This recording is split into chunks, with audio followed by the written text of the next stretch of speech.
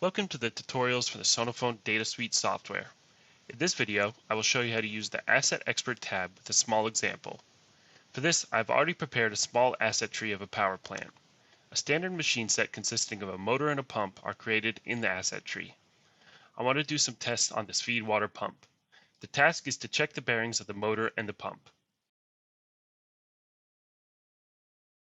I've already entered information for the motor of the feed water pump, for example, the identification code of the motor for the on-site measurement point verification, the threshold values for the control metric, and other key metrics that I would like to use for analysis in this measurement task.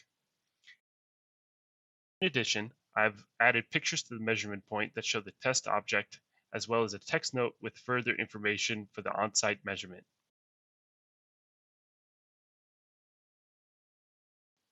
The feed water pump should be part of the route. To do this, first define a new route and the corresponding route name. I have already done this and created a route called feed water.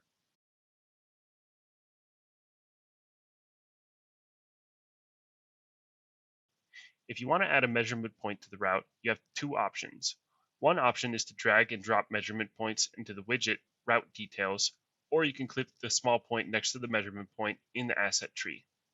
The measurement point is automatically added to the currently selected route.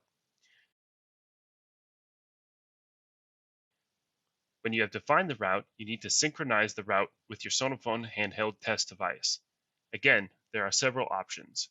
One option is to load the data directly into the SONAPHONE.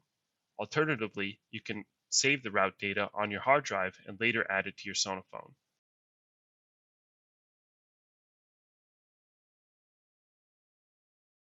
Here's another practical tip. Assign clear, short route names as the SONAPHONE DataSuite uses the route names as file names. You will find an overview of all the functions of AssetExpert tab in our online operating manual.